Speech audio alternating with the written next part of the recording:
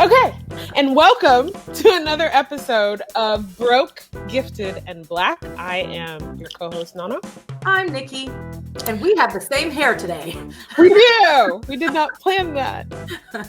But natural girls, tend to sometimes have the same hair, so it's all good. Yeah. Anyway, it's been a week since we've seen you guys. And 2 weeks, just kidding. Yeah. So hi. We're doing fine.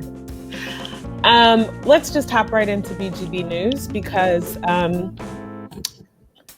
Mabel. It's Mabel. Are you not black? I mean, because I feel like it's. You don't have an old black auntie named Mabel? No, my aunties are Nigerian. Their names are like Mabel. Their names are like Ogechi.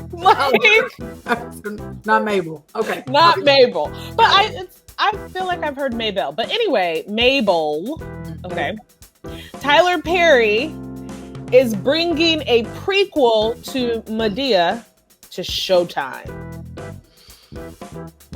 He is currently developing Mabel, which is described as a prequel to his popular Madea character, tracing her roots in the 1970s Atlanta. Now, I don't think he's going to get back in the suit because he swore that off. But how do you feel about this? Because this is now like Showtime is a bigger platform than, I don't want to say it's a bigger platform, but it's a different audience than BET. Yeah, it is. I'm curious to see how it's going to pan out. I can't imagine him being Mabel if it's a prequel, right? Right. Or unless he's just going to play the younger version of Madea that's thin, mean, he did take that thirst picture, yeah. After him and his boo broke up. Mm-hmm. Yeah. I mean, folks were like, "Hey, Tyler," and all that, and he looked good. I mean, he did. He looked like he'd been to the gym. Mm-hmm. Drinking his water and his protein shakes and stuff. So, I'm very interested to see it. You don't sound convinced. I can't remember if I have Showtime or not. Yeah, and I'm not gonna get it. I don't have Showtime. So but. Yeah, I think I have Stars in HBO. Yeah, I think that's where I'm living right now. So, good for him. He just is doing so much, and he's continuing to employ Black actors. And so kudos, Mabel. Kudos to Mabel. I like Mabel, but that's just my opinion. Moving on. Okay, so I don't know do you watch Jeopardy? Yes, I watched Jeopardy. Oh, okay. I didn't know. I mean, Alex Trebek raised many generations. He did. I've watched a couple times since he has gone on to glory. Mm-hmm. I saw an episode with Dr. Oz. A lot of people were mad about that. How did he do? I think he did well. I mean, I personally think that it should be like the Ken Jennings or he should host? Yeah. There's something wrong with Ken Jennings. Something went on with him that he's not going to be the host. I don't know. It was racism or he's a racist. Pedophilia. It was something weird in his past. I don't want to say pedophilia. I'm sorry. But there was something odd in his past. He's on other things. He's on a show called The Chase. He's on something else. Or even the other Jeopardy guy. There's 3 of them that did really well. There was the one that I could not stand. James, I think was his name. He was the one that started the whole skipping all over the board thing. Trying to find the daily doubles right away. And he was everything, he went all in and he made the most money, I want to say, of all time. More than Ken Jennings? I thought Ken Jennings was like... Ken Jennings had the all-time longest run. Oh, okay. But this guy had the most money because he would always like literally like go all in on his double Jeopardies. He would go all in on the final Jeopardy. I mean, he made a shit ton of money. And then there's another guy that was like semi-cute. And I can't remember his name. Yeah, he was semi-cute. Cute and knows random information. Hello. Yeah, I know, right? I mean, in the grand scheme of what's cute for kind of nerdy guys. Let me see. Jeopardy all-time winners. But while you look up the cutie, so there's a petition being shared, which I have not signed, which I will sign for another man who raised a couple generations, LeVar Burton, to be the host. I can go with it. Wait, what? Yeah. You know what? Hold on. This usually does not happen during the middle of this podcast, but I need some water. Hold on. I forgot my whole water jug. Hold on. I'll be right back. Nikki is going to go get some water. Okay, so basically, there is a petition online to get the hosting gig for to LeVar Burton, and Twitter fans are very much on board, but Twitter kind of jumps on board with kind of anything. Wait a minute. Did you get your water? Girl, yes. Okay. But we got an echo today. We always have an echo. Do we? Yeah. Has it been on like the recording? It's because we're recording audio and video at the same time. You guys are getting a peek behind the curtain of how this actually... Oh, I got some behind the curtain too later. But anyway, LeVar Burton, Roots. Yeah, well, reading Rainbow. Well, here, let me tell you why I made the face I did before I went to go get some water. So are you a basketball fan? I used to be, so. Have you ever heard of LeVar Ball? Yeah. Oh my God. Yes. Big baller. Whatever. That's where my mind went when you said LeVar Burton. Oh, heck no. So I was like, what is he going to be doing? Does he even know what Jeopardy is? No. He'll be hawking his shoes on Jeopardy. That's why I was like, what? No. Reading Rainbow. Okay. Yeah. Okay. I approve. I think he would be great. I would love to see him constantly. So yeah. If you happen to see that petition online, go ahead and sign it. Oh, you know what? You're right. Ken Jennings did actually win. He was the highest winning. I was wrong. Okay. 2.5 million. James Holzhauer 2.4. So he was like $100,000 shy of Ken, but he wasn't on there nearly as long. So Ken Jennings he played 74 games and he won consecutive 74 games. And then James Holzhauer won 32 games. So he played less, half, and almost got the same amount. Yes. Dang. Yes. Dang. Crazy. Yeah. First of all, how much, information, because there was a time in my life, this is a side note, this is not about it's kind of art because it's on TV, but there's a time in my life when, and of course I was being encouraged by my mother, where she was like, you should go on Jeopardy. You know everything. No, you're answering these questions. I'm like, do you think I should? Yeah, no. I don't know that much. I know, but not what they know. Not all of that information that's on there. And there was a time in my life when I was like, yes, I could really go on Jeopardy. But to win $2.5 million from knowing random information, what? My stepdad could totally do that. Really? Oh my God. Yes. Then he should go on. He should. He is like the smartest man alive. And he is like I'll sit there and we'll watch Jeopardy sometimes together. Well, it's been a while, but we would just sit and watch Jeopardy together. And he would answer all these questions. And I'm sitting here like, how do you know all of this useless information?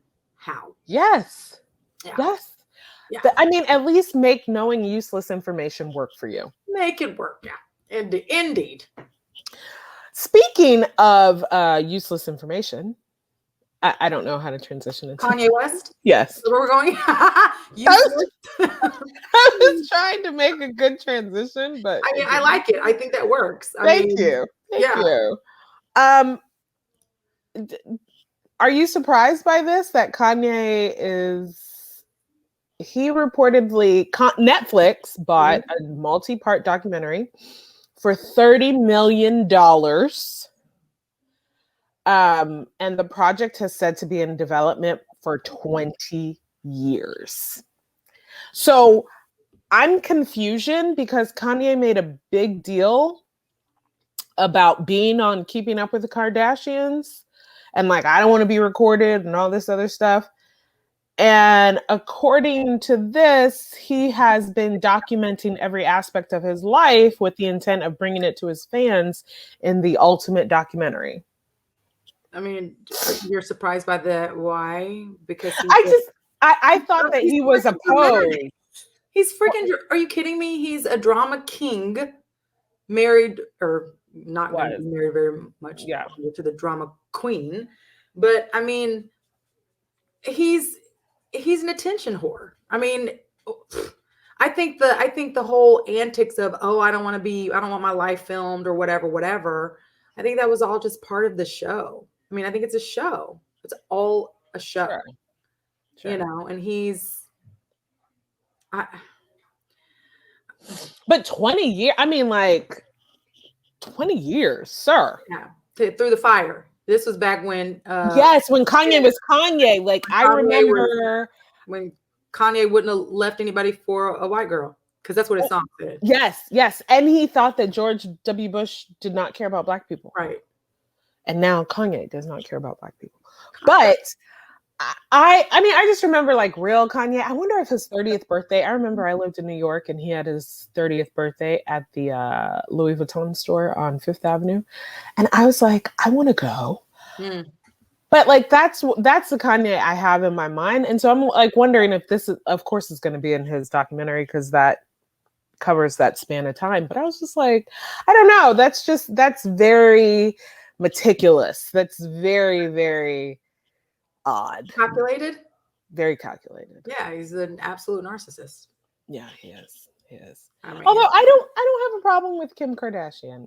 Is it just me? What do you mean? Why don't you have a problem? I mean, okay, here. I don't have a problem with the Kardashians. My problem with the Kardashians is that they're giving this whole an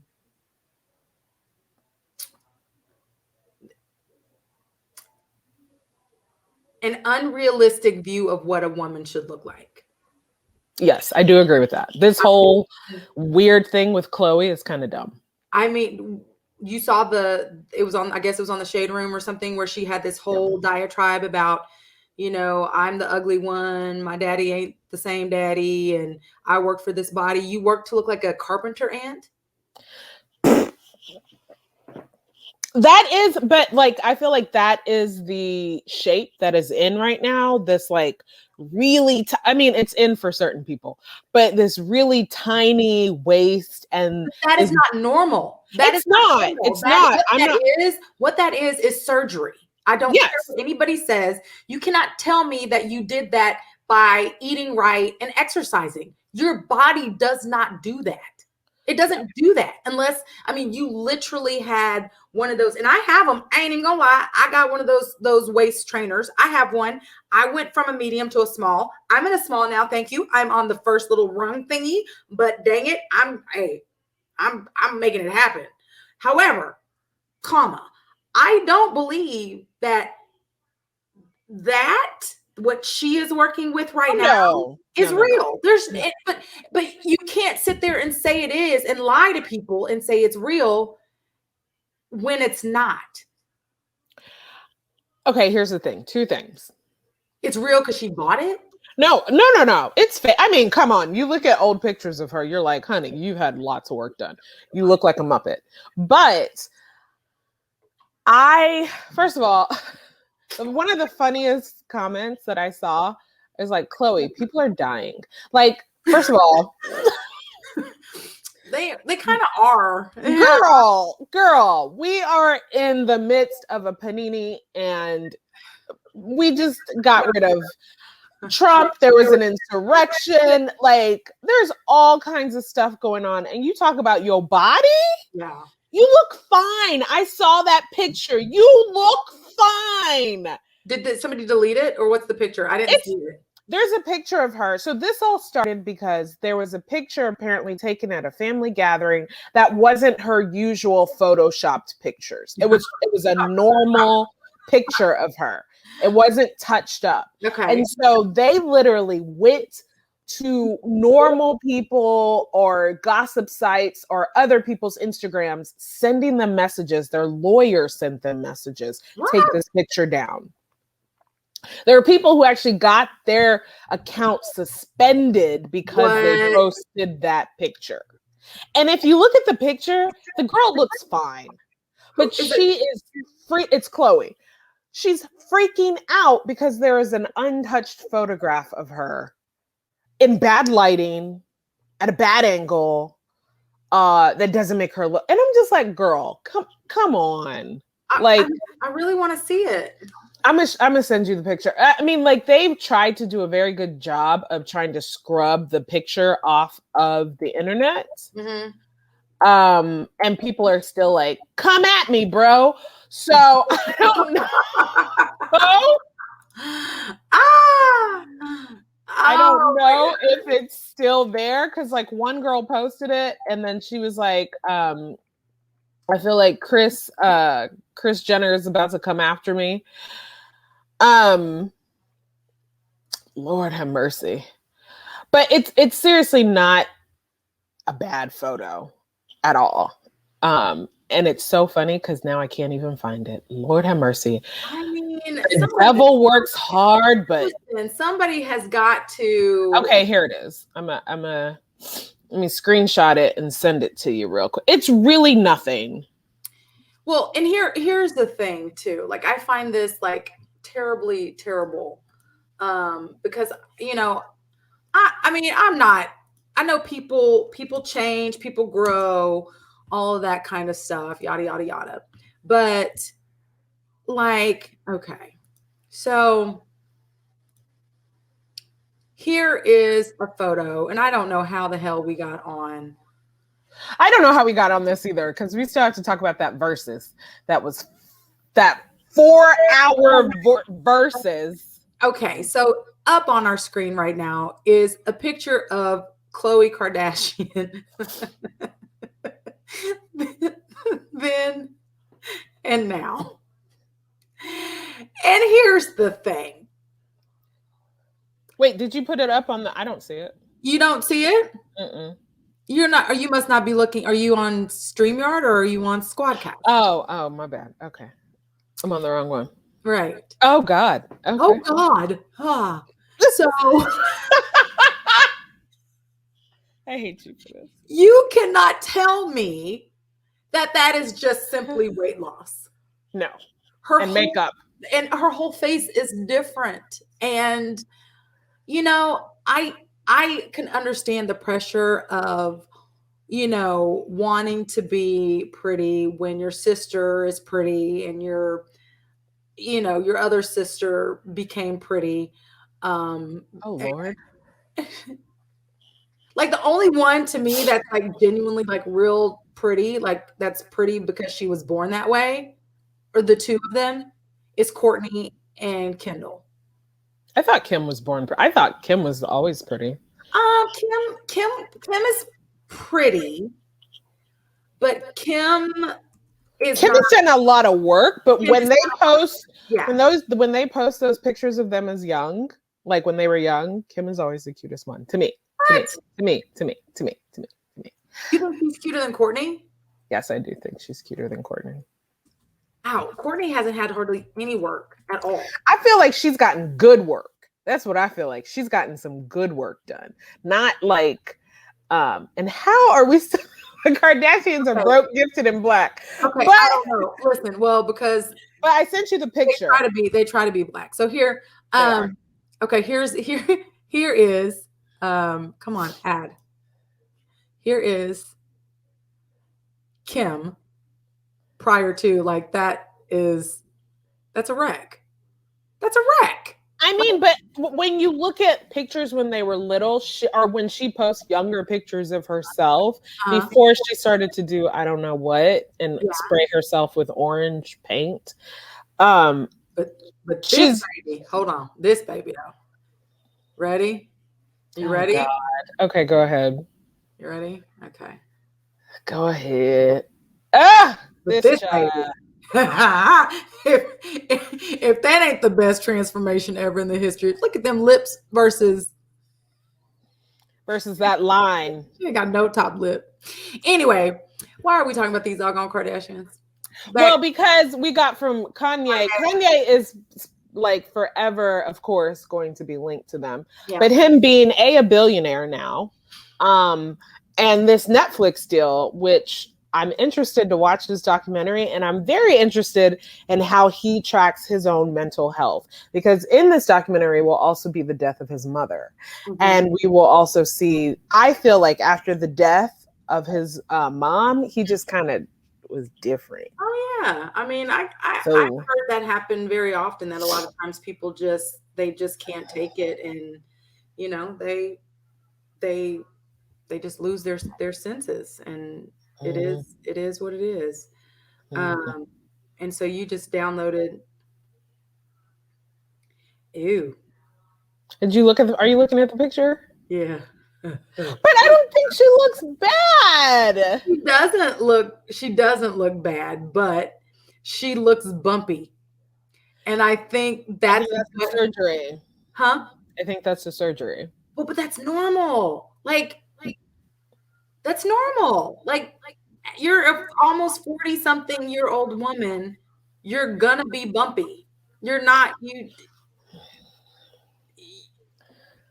Yeah, but compared to what she posts, that just look. You know what I mean? Like, but she still looks fine. I think she looks fine too.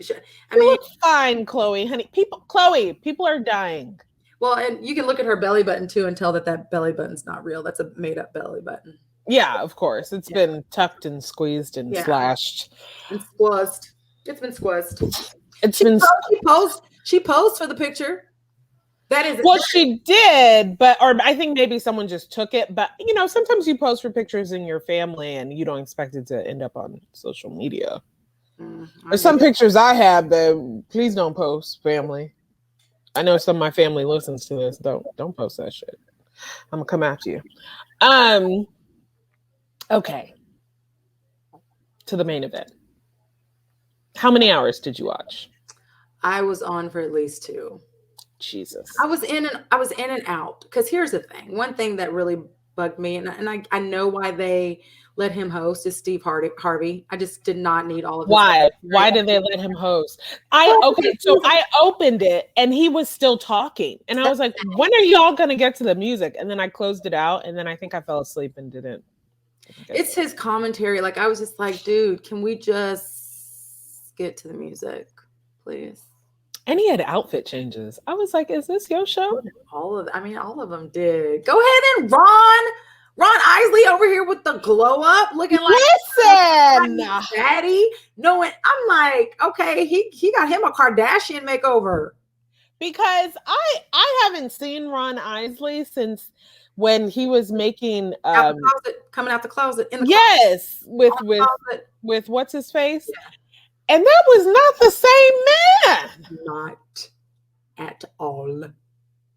I was like, what did your new wife do to you? Because what's crazy is a beard apparently changes the way a lot of people look. Listen, this beard fish,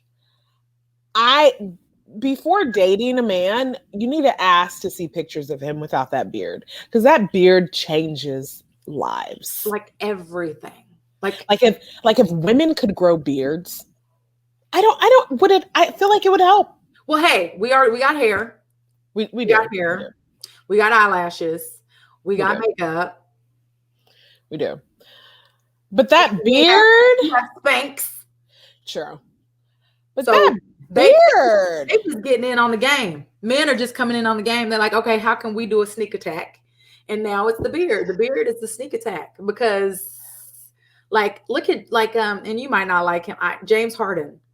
Okay, without it, he looks like hello. But with it, I'm like, And then he opens up. Has he fixed his teeth yet? That's the real question. No, not all the way. Like, and this is what I don't understand too. Is like, why you fix the top but you don't fix the bottom? Like, some people do that, and I'm like, why? If you going in your mouth, just do it all. The whole thing. I saw that with I was watching Unsung, and I was watching Hezekiah Walker Unsung. Do you know who that is? Yeah. Yeah. And Donnie McClurkin was on there, and he had like Donnie's teeth here is just white, and then this bottom was like a whole shade of yellow like your shirt. And I'm like, why didn't you whiten the bottom too? But that's neither here nor there. Back to the Verzuz. You didn't listen, so I mean, well, I watched clips. I watched clips after it was over because I really wanted to watch, because I talked to my niece about it, and she was like, "Yeah, she's gonna watch it with her mama and her grandma." I was like, "Okay, enjoy." And I started, but Steve Harvey, I was just like, "This is not Family Feud, so I don't want to like hear from you." I just, and like Verzuz, I'm not gonna lie. Maybe I'm simple. As we talked about this, I think 2 weeks ago, Verzuz came from the whole pandemic, people being stuck in the house. And so now I feel like it's this big production. I kind of want to go back to the simple days of Teddy Riley's bad Wi-Fi and, seeing people's set up in their home and just having them just play. Now it's a whole big production. And this, I know these are legends. I learned like that was music history for me. I did not know that the Isley Brothers sang Shout. I had no idea. Stick your hands up and shout. Yeah. I feel like that song has been co-opted so many times. You don't know where it came from. Yeah. So I didn't know that it originated with them. I was like, oh my God, shut up. Y'all are like, damn. And it's 1959. Y'all span so many decades. I mean, so for me, it was music history going back and listening. And they all looked amazing, and they're all older men, and their hair looked good. I mean, just like I'm like, Berdine, bruh, how your hair still look like that? His press, like, we need information, sir. I know. He looks like my dad, my bio dad. Really? Yeah. Does he have that good hair, that long, like? That's what he looked like, though. Yeah, flowing. But I mean, they looked amazing. They're still like able to sing. You know how maybe sometimes people get older, they lose their voice. Yeah, exactly. It was great to watch. I watched the clips, but I could not. First of all, it's 4 hours. Right. I mean, it has to be because they have freaking 40 decades of music. 5, isn't it 5? 40 decades. Yeah, that's what I'm saying. 400 years. Yeah. Oh, okay. Years. Being facetious. But, they were making music for Moses. But it's just like, I was like, damn, y'all have really been in the game for a long time. I thought it was great. I thought it was wonderful. I think that means Beyonce needs to come on. If legends like Earth, Wind, and Fire can be on Verzuz, like Beyonce, where are you? Yeah, Beyonce ain't gonna do no Verzuz. But if Missy Elliott, I swear to listen, if Missy Elliott does a Verzuz, I am shutting down life. I am getting like a whole 3 bottles of wine, maybe some vodka, some tequila, something. And I'm just going to sit in front of the computer and nobody better say a word to me like ever until it's over. I am definitely going to do a lot of reenactments of the music videos. My favorite music video is always I Can't Stand the Rain. I really wanted just to be in that video for whatever reason when I was younger. Like that was the thing. That music was so dope. She is greatness. Like I can't think of.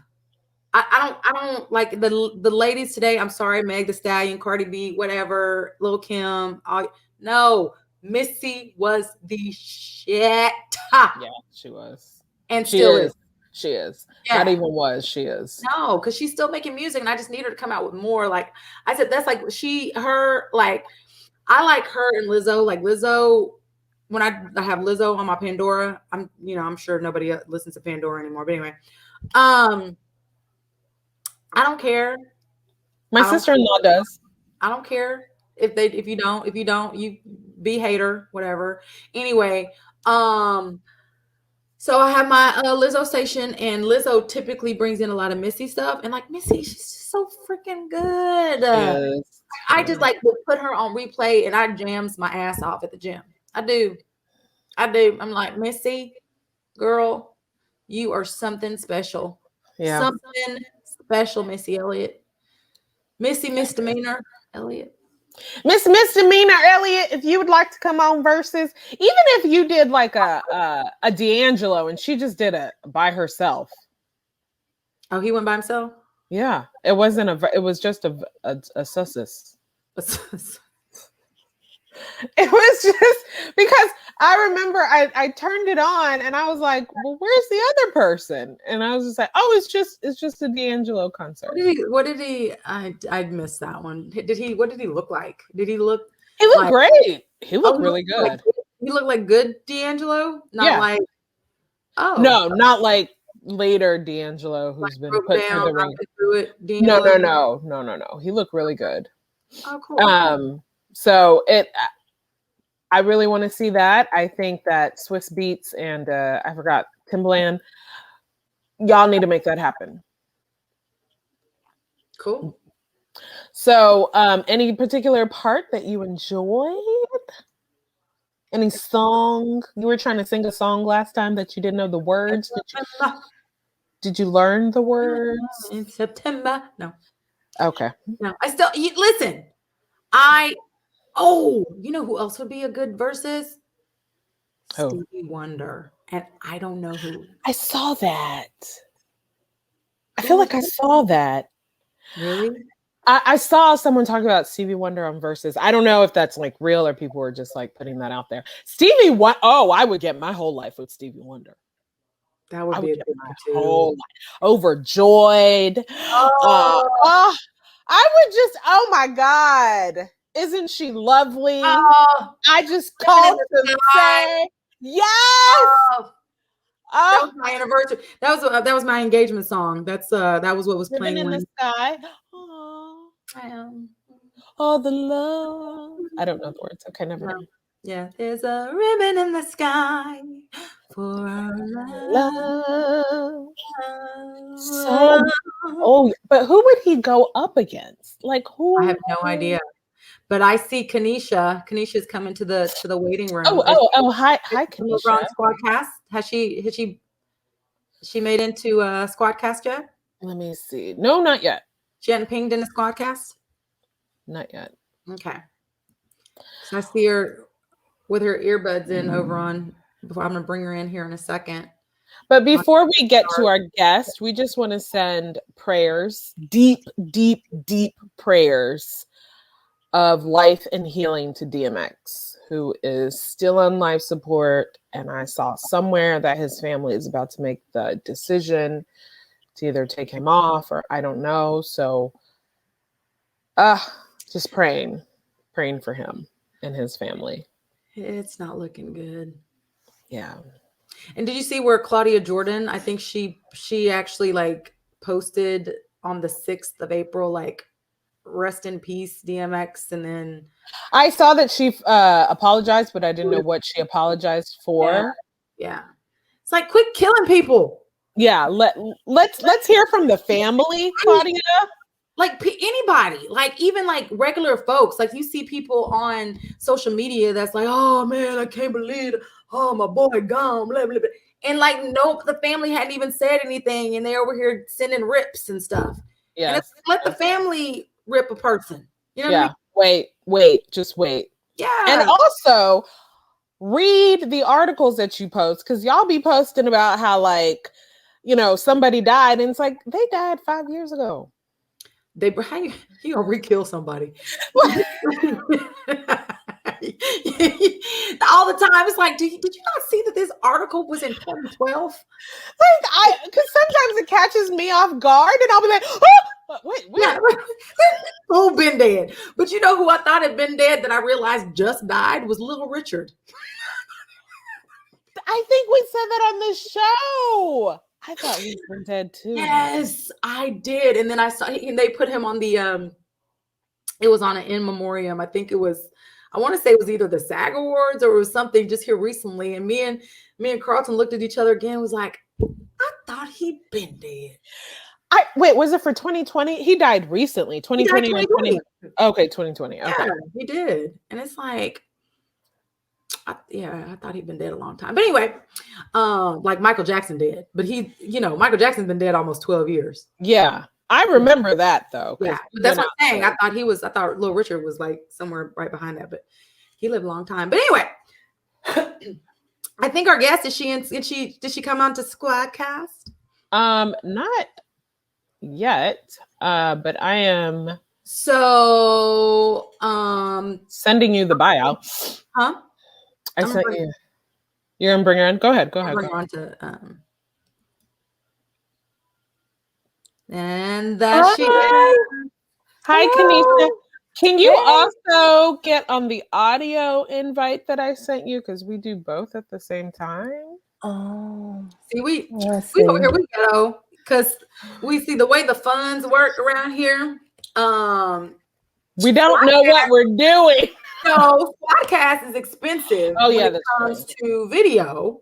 Yes. But StreamYard is not expensive when it comes to video, but they want to add audio, and that's expensive. And anyway, we're broke. Did it go? Podcast is called Broke Gift in the Bread. Yeah. Did it go? No, Is it going? You just need to click the link that I sent you. Yeah. Okay. It says request permission. Oh, join session. Okay. You get us twice. Hey! That's weird in my ears. I know.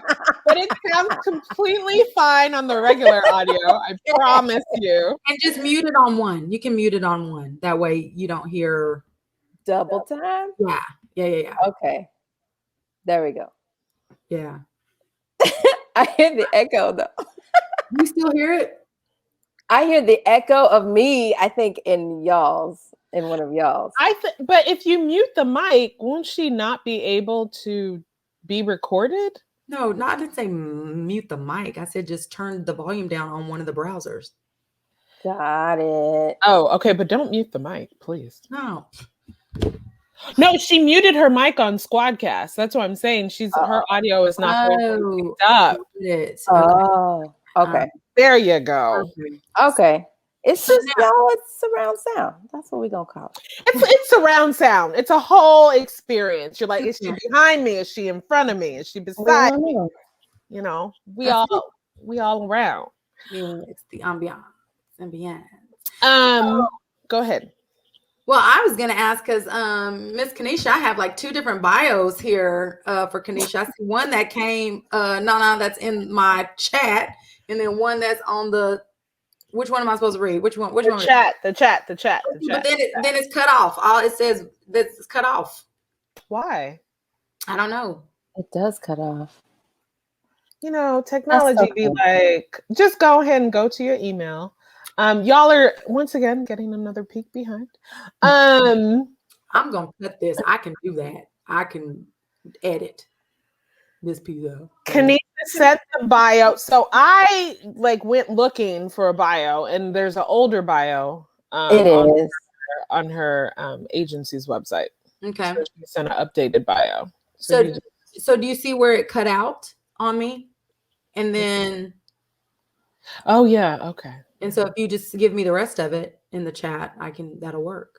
Sure, no problem. Of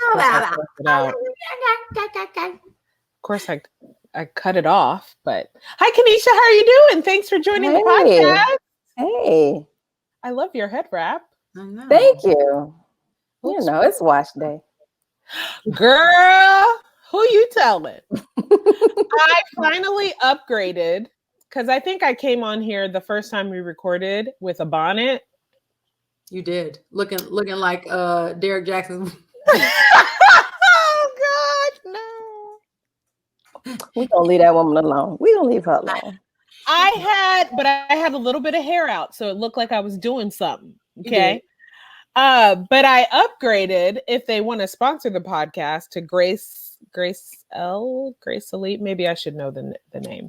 The slaps. Grace Elise. Grace. You don't know the name either. YSC. I got like 7 of them. I got 3. They're great.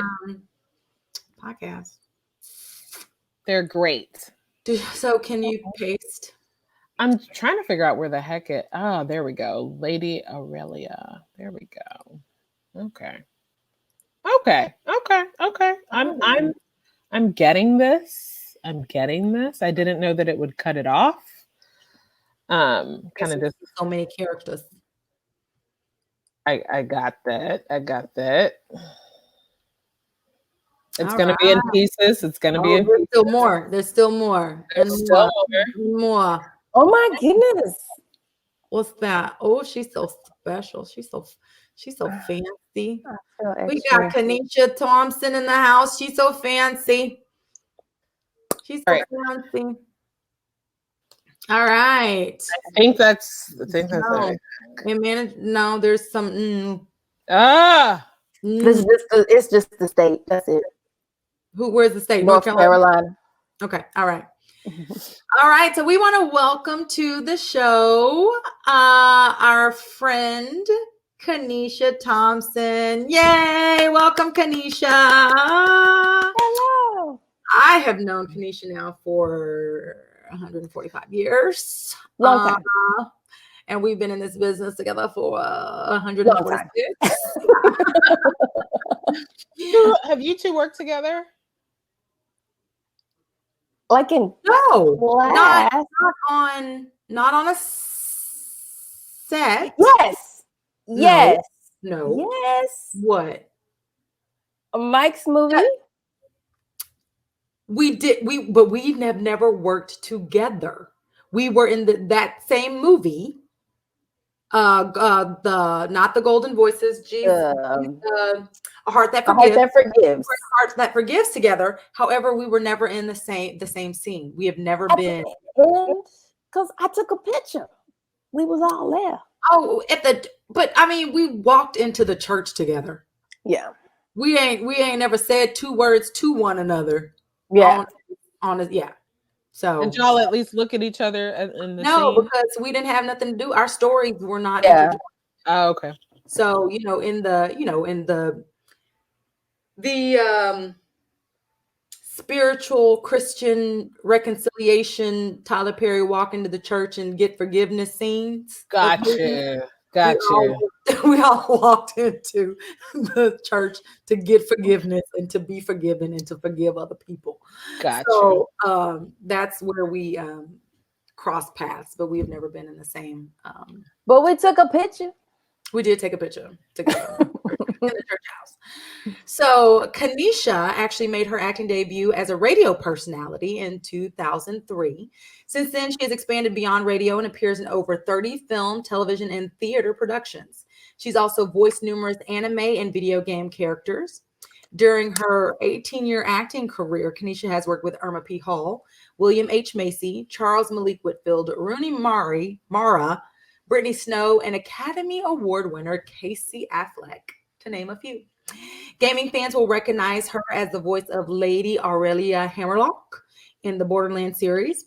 On screen, you may have seen her in Hooking Up, A Ghost Story, The Old Man and the Gun, and most recently, the Chosen TV series.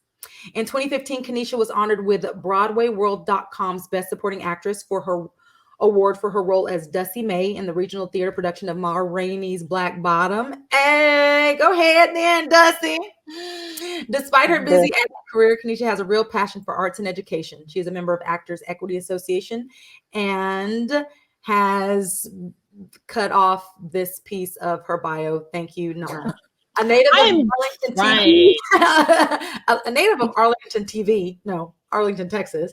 Kenneisha studied broadcast journalism at the Scripps Howard School of Journalism and Communications at Hampton University and earned a BA in journalism and communications.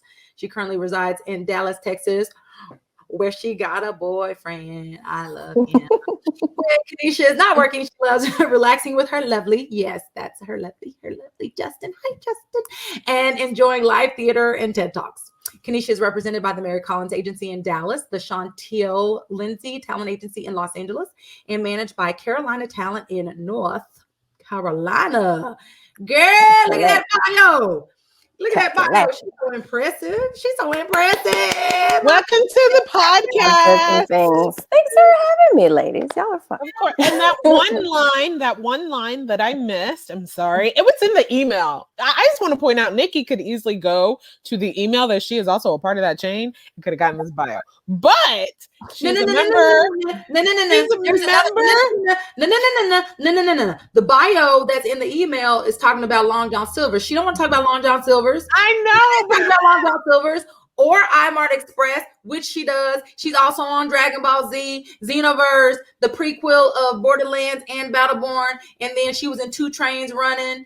And she it's did a lot. It's so many things. Right, Half-Life, and what's the one that I went to see where you got to do that? Girl, you were the bomb agent. King Liz. What's it? King Liz. She didn't even list. I didn't list it. No, I was trying to be more succinct. And no, it was. You did great, Kenneisha. Don't worry. Don't worry about it. Y'all are silly. Do your bragging. Brag, girl, brag. Well, welcome to the podcast. Yes. Thanks for having me. Have you? Thanks for having me. No, were you going to say something? No, I wasn't going to say anything. So, Kenneisha, let's see. It's always interesting to find out how people got that acting bug. So, how did you make the transition from radio to TV, stage, and film? And I'm assuming you went stage first, right? Yes. Yeah. So I just all of it. It's very incremental how all of this happened. As you mentioned, like my degree is actually in journalism and communications. So I was a radio personality in school. And then when I graduated, I was supposed to get a job. Y'all talking about being broke. I was supposed to get a job at the ABC2 news station in Baltimore, Maryland. I had interned with them for the summer and they really made me believe, like, we love everything about you. This whole interview is just a formality. You're amazing. We'd love to have you. And then at the last second, they were like, yeah, no, we went with somebody else. So, yeah. Was the other person an intern too? No, I don't know. I feel like, so what I think happened was the woman that was working in the department before me, they hired her from being an intern. And like, she just decided, I just don't want to do this anymore. And like, she just left and went and did something different. And I think that they didn't want me to do the same thing. Being all young and like, and because she just left. I don't even think she's in the industry anymore at all. So I went through all those hoops, didn't get the job. And so I was like stuck at graduation and had to come back home. And that's how I started acting at church because that was the only place I knew. And I started off actually in the media department at my church. And then I saw, they were doing the cool plays and stuff. And I was like, I really want to do that instead. So that's how that jumped. Speaking of, it's kind of cool because you just finished, because Easter just passed, and you did the Easter production at the Potter's House with some folks. And I mean, I'm I don't read beforehand. I don't see anything about that in there. So let's go ahead and talk about that. See, this is what happens. See, this is impromptu. Oh, Lord. Shut up. No. So how was that? Huh? I know. So do I look at the lens? Do I look at y'all? You look wherever you want to look. I'm confused. Yeah. I just look forward and it works out. Okay. I don't look forward. I look at different stuff. I'm just all over the place. I'm just like, right now, y'all over here somewhere. Yeah. And I'm like, do you just see this part of my face? I center people, so y'all are right here. Gotcha. Yeah, well, okay. So the Potter's House situation, that was really fun. They brought in guest artists, Devon Franklin, Chrisette Michelle, is she Marvin. back? We got her back. She's not canceled anymore. Just kidding. She was Let's never see now. canceled by church folks, so. Let's see. I'm gonna pretend you didn't say that. Did she repent? Bishop, did she say, I'm sorry, Bishop? I didn't mean to go with Did she wear inauguration? Did she wear a Basquiat?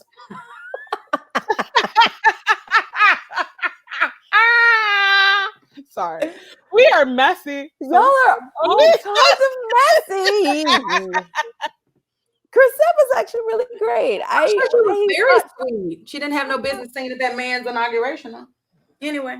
I really thought she was going to be a diva, but she was not. How the hell are you going to be a diva when you just got canceled? Listen, you are more elevated than me. Who else is it? Oh, Marvin. I think that's Miss Jones. I thought you were going to say Marvin. Mm-hmm. But see, that's the thing. Every time I say Marvin, I almost say Sapp. And so that's why I was like, I think it's Jones, not Sapp. But he plays the bad guy on Black Lightning. He was in it too. Okay. I don't watch it either. But he's in there. Devon, what'd you say his name was? Isn't that Megan Good's husband? Mm-hmm. Yeah. Okay. He was Jesus. He was Jesus? He was Jesus. Right. Did he have dreads? No, he definitely had a lovely haircut and a lot of muscles. And I was like, listen. Okay, Jay. Jesus had a face. I was like, Jesus. Can we cover him up a little bit more? I mean, Jesus. No. It was, and it came out. I said, y'all go, okay. I want his tunic to be a little bit longer. Can it be long? he did come out a little buff. He was a little swole. You know, Jay. When you walked say the savior of the world, you gotta, you gotta have muscles. He walked on water and stuff, so that he was slow. He was slow. Okay, Devon. That was fun. Like and it was. You had to catch yourself. Like, wait a minute. That's right. He Jesus. He Jesus, and this is a church, and it's Easter. Right. Hold up. Sorry. Yeah. Can his tunic be longer? No. Okay. Because too much calf action. That was too much. Because I'm lusting right now. Right. You can't. I can't. So yeah, I mean, you kind of touched on it, but like, so now you're represented by Mary Collins, who's one of the premier agents in the Dallas-Fort Worth area. So how did you go from church drama ministry, which you're still currently doing, and doing local theater, to getting this representation? Because you were with Horn. Mm-hmm. Mm-hmm. I was with Horn for about 7 years. And then it was just time to kind of like expand. And the thing about it was, like, getting an agent at all, it was something that was, like I said earlier, very incremental. I was in a play with other women who had agents, and I asked them, like, y'all think I could do this? Y'all think I could do this on camera? I don't know.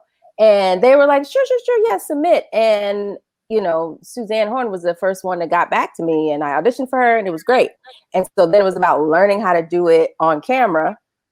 And then as I was learning and growing and moving, and I wanted to expand, so then I did another project with other actors who were with the Mary Collins agency, and they gave me a referral, and that's how it. Gotcha. And so, but then getting Nikki's doing something. So then you also got other representation, though. So the first representation, and that's how I got my first representation, was I was in a play. I asked people, I was like, do you have an agent? And they're like, yeah. And I was like, I'm good. I think you should refer me to your agent. They're like, yeah, sure. It's okay, fine. But then, like, moving on, getting to Mary Collins, like, you just submitted, or did she see you in something? And then getting the multiple representation, especially people who are not in Dallas, just to help the audience. Because I think sometimes, like, especially right now, as people are creating their own material and creating their own space, hoping to be seen, sometimes they're not seen. You know what I mean? So you kind of stay in this limbo of no representation, but you're still kind of working. Right. Oh, all the sense. I think so. What happened for me, like I always have to preface this like this was my little story. And you know, everybody's journey is different, but it was similar to when I was in the play and other people had agents and I asked them, just like you said, I was working on set on another project with people who were with Mary Collins. And we were talking about, you know, wanting to move and expand and grow and la, la, la, la. And they were like, you should come to Mary. Huh? Oh, sorry. I forgot we were on Squadcast. My dog's over here licking herself and I muted myself. And then we still heard you though. I thought you were talking to Kenneisha. I was like, what did she say? Did I say too much? Did I go too like, was that okay? Go ahead, Kenneisha. My bad. Sorry. I forgot we were on 2 platforms. My fault. Sorry. Continue. But I was working on another project with actors who were with Mary Collins, and they were like, yeah, we can give you a referral. Like, you should just come work with Mary. She'd be great. And they gave me a referral. And so when I submitted my stuff, it was because I got a referral. Both times was from a referral. Got you. So I don't remember when I met you, but I met you and I've met you again, but we're also friends on Facebook. So I love seeing you post your work and I'm like, yay, Kenneisha. So what role are you most proud of so far? Because there's so much more to go. And what is your dream role? I would say right now, the role that I'm most proud of is the one that Nikki mentioned earlier. That was the first time I was a lead in a play. Because I had been saying, you know, Lord, I want to be a lead. I want to do leading roles. And I was in this play called King Liz about Liz Rico, who is this Black woman in a male-dominated field. She is a sports agent and she's very cutthroat. And being a lead in that project, it really forced me to think about, like, what does that mean to be the lead? Because it was a whole lot of work. I've never had to work that hard in my life. It was a lot of lines. There were several times where I didn't leave the stage. Like, the crew people came in, brought me different props as the set changed around me because I'm in all of the scenes. It was just like, I got to do all of it. And I remember being in rehearsal and they were like, yeah, Kenneisha, we're changing, you know, the rehearsal order. We're going to work on this scene instead, la, la, la. And I'm just like, I looked at the director and was like, I'm in all of them. So it doesn't matter. I'm still going to be here because they were changing around so other people could leave. But be like having that mindset of like, oh gosh, this requires a lot. That really, really touched me. And the fact that I did it, because there were several days that I was driving home. I'm like, what did I agree to do? And I'm crying and I'm frustrated. Like, how in the world am I going to learn all of these lines? There was one scene in the play in particular where I'm having a conversation with 2 different people on the phone for the audience. And my assistant is in the room too. So I had to remember, like, okay, who am I talking to? And like the relationship with each of the other people each of the other owners of these sports teams that I'm trying to get my client signed to. And I had to be able to differentiate that for the audience. It was like just the mind craziness. It's a lot. It was a lot. Yeah. But I mean, like you want it, but then when you get it, you're like, oh wow, okay. But you did it. This is what this requires. So I appreciated that role really changed my life. And I mean, you know, the people who saw it was in Fort Worth. It wasn't like a huge, we didn't have like very big audiences. Early on we did, but as it dwindled, you know, people came, but it wasn't so much about people seeing it. It was just like, yo, I did that. Right. And every time I want to get frustrated about something else, I go back to that show where and she did that. She I did did it all. that. So yeah, that's my favorite so far. And then any dream role? It's so I would honestly like to play someone who like battles mental health. If that makes sense. Somebody who is wrestling, because I feel like that is a topic that is not addressed enough in the Black community in particular, that we need help up here. We have been living through collective trauma generation after generation after generation. And there's this constant narrative of like Black women being like strong and got it all together all the time. I call it like the Angela Bassett effect. Like, why does she always have to be in stuff where she is just has the weight of the world on her all the time and has to fight everybody and everything all the time? Because sometimes it's too hard, it's too heavy. And I would like to do something like that. I don't know if that looks like it. I don't know if it's like a film or a series, but that would be the thing that I would want to do most, to highlight that, to let people know like, hey, you're not alone in this. Because that's how films and stuff. You don't have to be strong all the time. You don't. Sometimes you don't got it. I don't got it. I want to lay on the floor and cry. I feel you. I feel you. I feel you. And I just I feel you. And I want to say Black women. Yes, because I feel like white women get to do that all the time.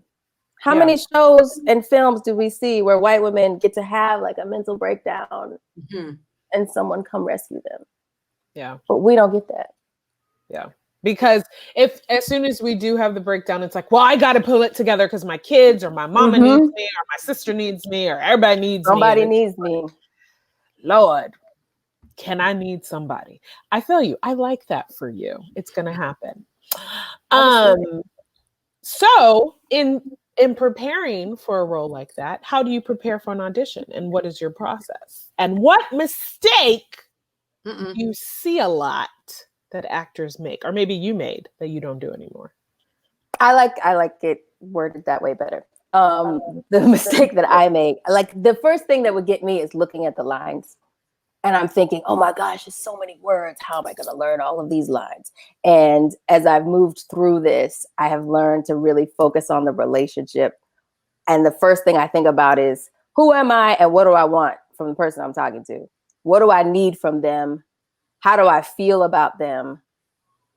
I focus way more on the relationship. Nikki and I take classes with Steven Anderson, actors work, and he always drills the importance of the relationship. Like the words don't matter outside of the relationship.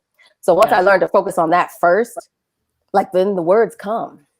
Right. He said, I remember him saying in class once, like, are you gonna be this person or are you gonna get your lines right? And I was like, that'll preach. Come on, super objective.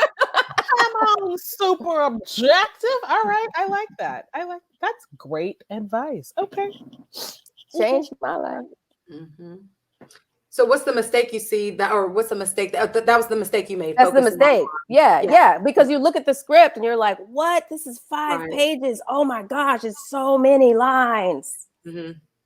Yeah. And I think that's where a lot of actors do fail. Not even just that, they worry about that's the first thing they start doing is they start memorizing. They'll print their memorize the words.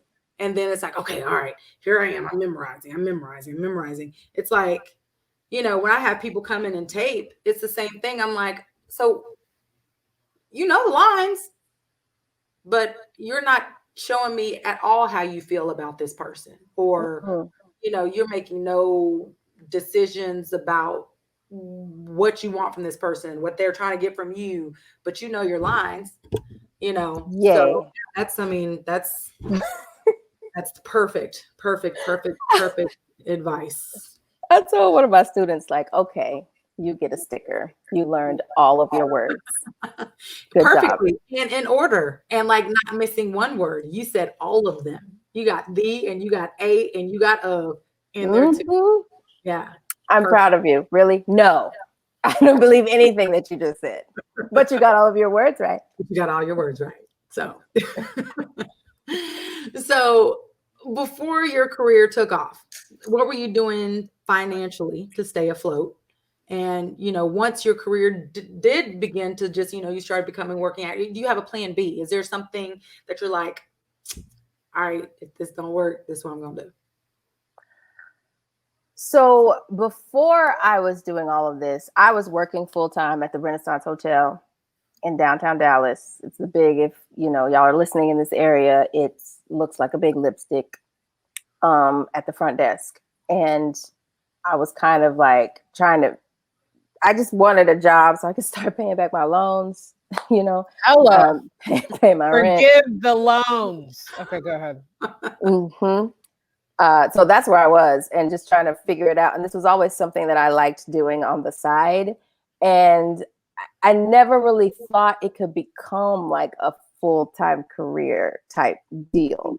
It was very an incremental kind of shift. So I think that's an interesting question of like plan B. I would say my plan B would be teaching, because I always have done that in some sort of capacity. Not even just acting, like just working with kids and different leadership roles, different sports teams and stuff that I've been in. So that's always been a part of me. So I would say that would be my plan B, but in a real sense, this might sound really terrible. Like acting kind of was a plan B, because I didn't know, one, that I could do this. I didn't know it was available. And then that I would be good at it. And it took me a while to like embrace, oh, I could do this. Like this could be a thing. And it just kind of kept unfolding as I moved forward in it. And so now it's like, well, hell, we didn't come this far. Let's see what else we can do. A lot. There's a lot. And so you mentioned that you're a teacher, or that's a part of you, but I know that you are teaching classes. So can you tell us, is there a specific method? You kind of mentioned the super objective and, what do you want from a scene and all of that. But is there a specific method that you use in classes overall? And I was going to say with your acting, but you're going to explain that. Like Meisner or Stella Adler or any of those people? Or do you just... I feel like it's a combination of several different things. I am very method in my performance, and I have started embracing a lot of like the Meisner techniques of, saying like the same thing back and forth and do I believe you kind of thing. But I feel like it's everybody, once you get to a certain place, you kind of study all of these individual things and take all the pieces that work for you and stir them together and hang on to that. So I don't really teach a specific technique. I remember the late Phyllis Cicero, who recently passed, she said to me once, your job is to make me believe you. And that's what I hang my hat on now. Do I believe you? I don't believe you. So let's go back. And I say that to myself as well. Like when I look at my own tapes, did I believe this? If I didn't believe it, okay, let's go back and figure out more things. I like that. I was very deep into Meisner, and then I studied with other people, and now I'm just like, well, let's see what we can make work. And I was studying with Leslie Kahn, and she's a very different approach as well. And she's about getting that job and learning what you're actually auditioning for, which makes a huge difference. So I get you on that. But there are some people who stick to one kind of person, and I'm just like, or one kind of method, and I'm like, but you need all of those things. That is one thing that I love working with Steven and getting down into really living and being in these characters and focus on the relationship. But just like you said, I'm like, but wait, how do I get the job? Like I need to get the job. There wasn't enough out there that was saying, how do I book the role first? I could do all of this, intense and journaling and, sitting for 5 and living in these moments and creating these amazing backstories for these characters, but I didn't get the job yet. And then how do I do it quickly with this audition. It's due tomorrow. I don't have a week. Right. I can't get it for 5. I gotta look at this. I don't have 5. This is due now. Yeah. They just gave it to me, and they want me back in 10 minutes. Right. Like, what do I do? Yes. No, I get it. I totally get it. But I think all the things matter. So speaking of getting jobs, are there any projects right now that you're currently working on, or anything coming out that we should be on the lookout for? Well, I mean, The Chosen just came out on Sunday. So if you guys have the app, you can watch. Oh, someone's calling me. Hey, Justin. Hey, boo. Answer. I love you. I think I love Justin more than I love Kenneisha. Everyone loves Justin. Story. Me and Kenneisha were in class together at the Extra Mile Glenmore Shower when her and Justin started dating, and she would come in. She was like, "I met this guy, and I like him, but I don't know, and I'm not sure." And there was just so much. There was so much angst going on within Kenneisha, like. And then all of a sudden, she just kind of gelled, and I was like, "We love her." And this is what 5 years later, 6 years later. 5. Oh, and I love Justin. Wow. Beep, beep, beep, beep. Yeah. Justin, if you want to come on the show, Nikki, I love Justin. Nikki loves you. Don't do me like that. And I would love to meet you because you're getting rave reviews from people. He is just so good. I hold in high esteem. No, I respect your opinion, Nikki. I respect your opinion. Like, I met you and I'm like, okay, we're going to be like together. And I don't even know if Nikki really wanted to, but I was like, I'm going to be in your life. I was like, Klingon. Me and you will never. Exactly. Now we like Celian. No, I'm kidding. So is The Chosen is on the Pottery. It's on the app. You have to download the Chosen app. It's free. Okay. I do when you do films and stuff, that's always the interesting thing. I have several things that I have done. I just don't know when they're coming out. Stuff coming out later in 2021. There's the film that Nikki so awesomely helped me do the callback for Black as Night. That project is going to be coming out later this year. I'm really excited about that one because the day I came back from Louisiana when we shot it, a week after that is when everything started shutting down and the pandemic happened. And I was like, no, because this was so cool. It's a really great feature. And I was like, this is going to be a really good look.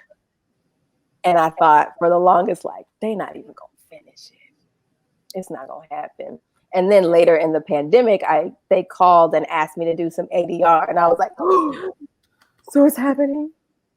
And then I saw in the little group, they have a little group chat kind of app thing where they would start taking pictures again. And they were kind of sharing updates on the project. So I got to talk to the director and she was like, no, your work is amazing. It's very, very moving. We were all crying in watching some of the dailies. And this is going to be really, really great. And they had me do ADR from my house, which was interesting. So I hope they got it. But it's coming out sometime in 2021. Okay. Okay. Well, and it's called Black as Night. Black as Night. Yeah, it's an Amazon project. Okay. Sometime. I love that. Okay, we'll be looking out for that. So we are coming to the point in our podcast where we ask everyone these same 3 questions. Okay. They are real, just little things that you've picked up in your life. So broke advice, gifted advice, and Black advice.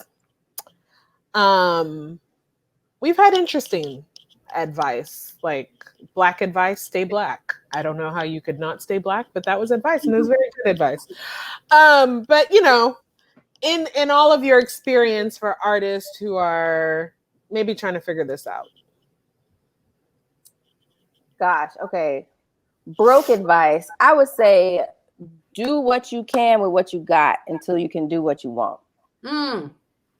Like, don't try to, if you got a full-time job, be the best that you can be and do what you can on the side until it shifts. Because that's literally what happened to me. I remember holding my hands up like this, and I was working full-time. I was doing little stuff at the church, and I said, Lord, I want to do this. And it all happened. It was incremental, little by little. So do what you got. Do what you can with what you got until you can do what you want. You should have told me that before I got laid off. Okay. Keep going. Gifted advice? Taking notes? No. Gifted 2 years advice. later. I would say know that you are enough, that you matter. One of the things that I started implementing in my classes and the workshops that I teach is I have my students do an affirmation to say that I am here, I belong here, I deserve to be here. I am right where I'm supposed to be because I am worthy and I am enough. If you can hang on to the enoughness, that would be my gifted advice. And your Black advice? Black advice, own it, all of it.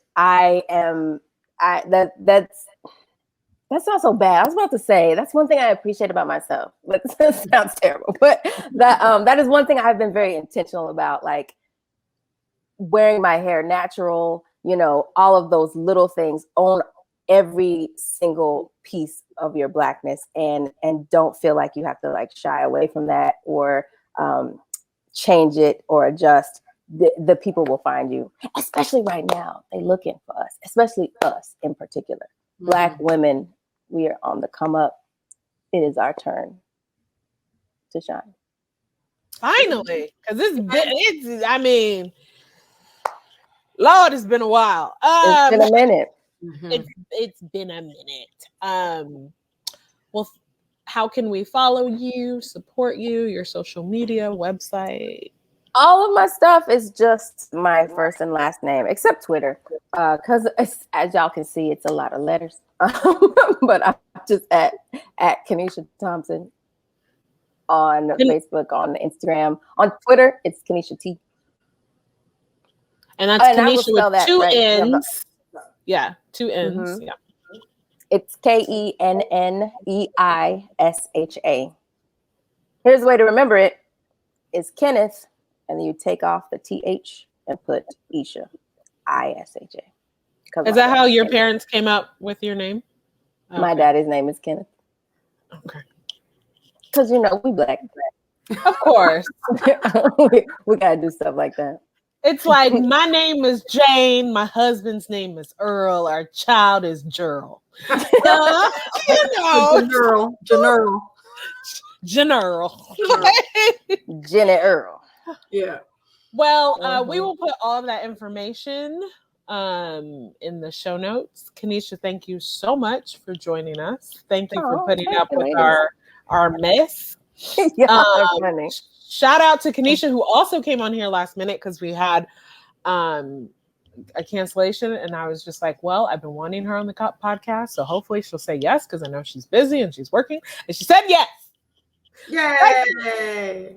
I'm so glad that you guys invited me. This is fun. Congratulations. No, I think that what you have, other people need to hear. So, and I'm very happy for you. I keep on liking your post, and I'm going to watch on Amazon, and I will download the app just to watch that and to see Devon Jesus. Ooh, and Devon Jesus, we can't see him. Yeah, no, that was the Potter's house. That was Potter's house. That happened on Sunday.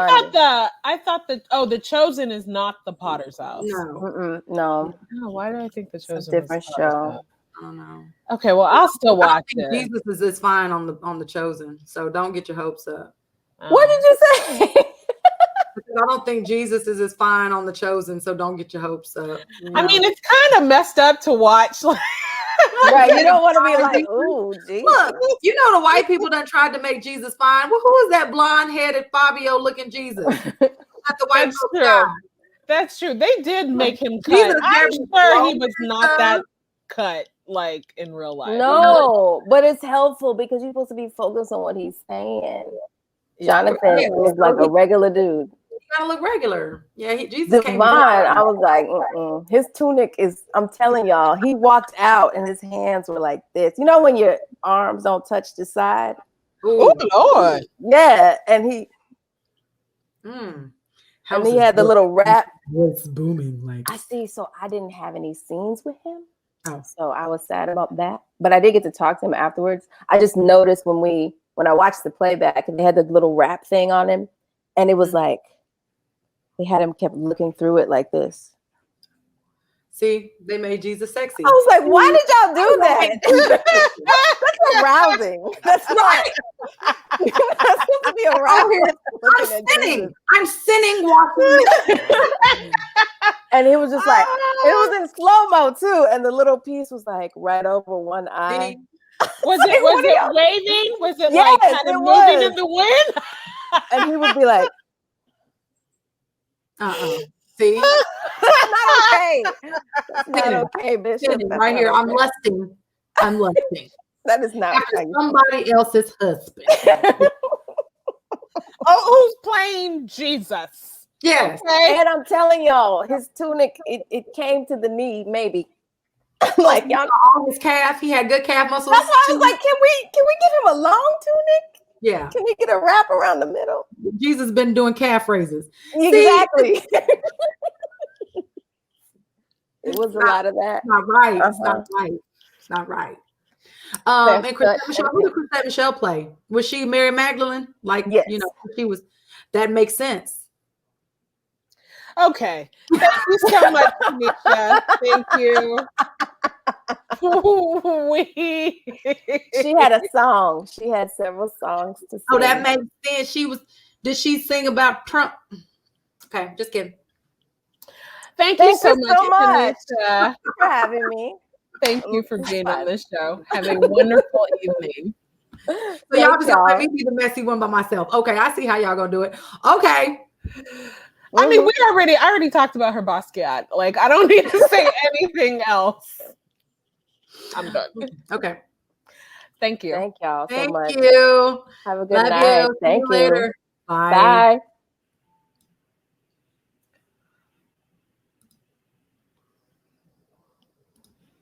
You got to X out of both of them.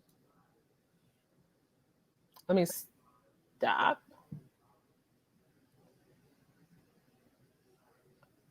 Okay. All right. Hold on. Don't talk. All right. Because last time I didn't hit record. Okay, go ahead. Okay. Alrighty then. And that was great. I'm glad we were able to get Kenneisha on. Yeah. So to wrap up the podcast, we've got to give out some awards before we go. Yeah. So we're going to start off with our BAF award. So our broke as fuck award goes to today. No. Is it Scott Rudin or Chris? Or it's gotta be Chris. It's gotta be Chris. Chris is awful. Yeah. Okay, so this is another reality star. This has been a reality star show. If you watch Married at First Sight, it's a show on Lifetime. Yes. And it's basically these three relationship experts. It's like a pastor, a sex expert, and like a psychologist or something. Dr. Pepper. I love Dr. Pepper. Have all these people, have all these candidates, and they match them up based on what's on paper and them meeting them. And so they have, I think, 5 couples this season. And basically, this show has gone from Married at First Sight to Everybody Hates Chris, because there is this couple. They are a Black couple. They're in their mid-late 20s, Chris and Paige. From the beginning, Chris, okay? So you get married, you meet your husband, your spouse, whatever, the day you're getting married, like at that altar. That's when you meet them on this show. Chris, I will never get this out of my head. Somebody posted, I know Chris is not talking about Paige when he looks from like Lester from 227. And I can never, ever not see anything else. Not to say Lester was an unattractive man, but for a 27-year-old man to look like, I think Lester was probably like 40, 50 at that time. Yeah, I get it. But basically, as soon as he saw Paige, he was just like, she's unattractive. She's not it. I don't think Paige is unattractive. No, I don't think she is either. She's cute shape, cute face. Yeah. But this man has been awful. Mm-hmm. And it's now like, you know, I think they have 8 weeks of this, you know, marriage to figure out if they want to continue. From the beginning, first of all, the first night he had sex with her. Yes, he did. Regardless. Not twice. Twice. And then they were still having sex. Right. But then you're sitting there talking about, oh, I had a panic attack because of how unattracted I am to you. Oh, he's a bitch. That's what he is. And I mean, I don't like to call people bitches because that's just it, but he's a little old bitch. He is. He stay crying. He stay having anxiety. And I get, you know, I don't like to down talk people about their mental illness and stuff like that. But when you use your mental illness and stuff starts affecting other people, that's a problem. Yeah. And you don't acknowledge it. And he's abusive. He is trying to keep her on his leash, or he's manipulative. Yeah. And it's disgusting. And he's I get it. Shit is what he is. But last night, so basically the spoiler alert, spoiler.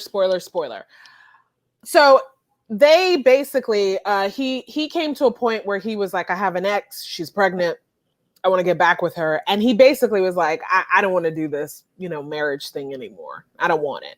But at the same time, he's still whispering in her ear, I'm afraid I might fall in love with you. And it's like, nigga, sit your ass down and shut up. You talk about like, I'm crying because you're so ugly to me.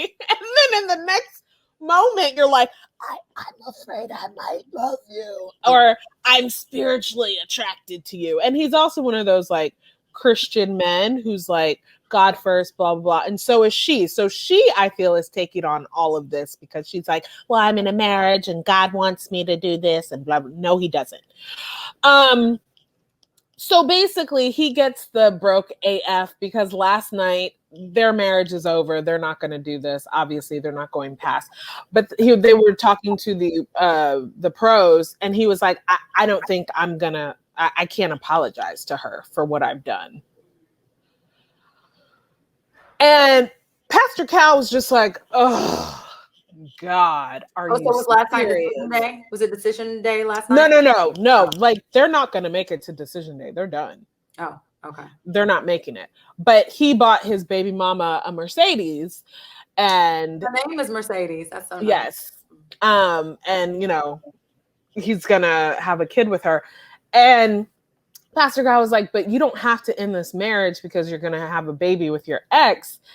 And he was like, I mean, she could have come with us when I went to go buy the car for my ex. And I'm like, can you imagine asking your wife to come with you? That's why this, I mean, the show is stupid. I mean, honestly, like me and Carlton have talked about this. He watched a couple of episodes, not this season, but of previous seasons with me. And he was like, how is this even possible? Because I mean, you can't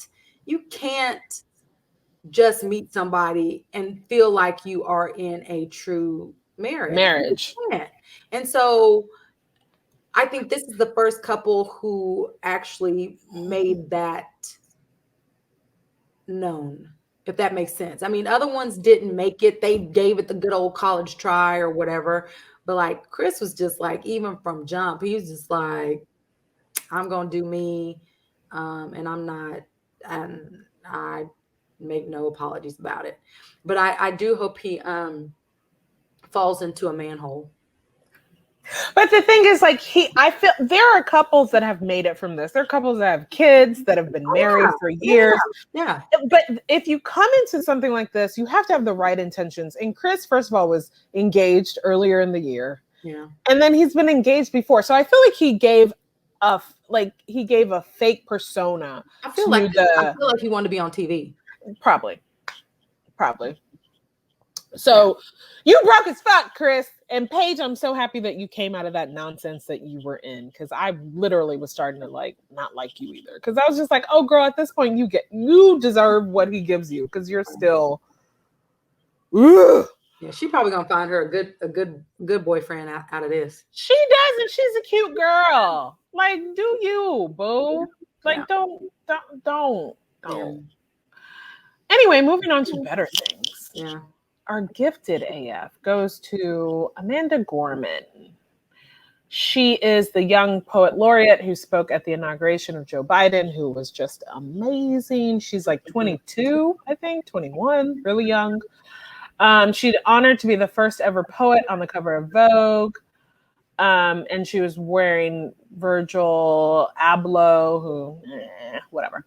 But I love that she's on the cover, and she's young, and she's amazing, and she's talented, and she's gifted AF. And she is still staying true to herself, even though she's very young. And she was talking about how she has turned down over $17 million of endorsements because they were not with the right companies. They did not have the right messaging for what she does. And I was like, girl, I don't know if I would have stayed true, but hey. How about it?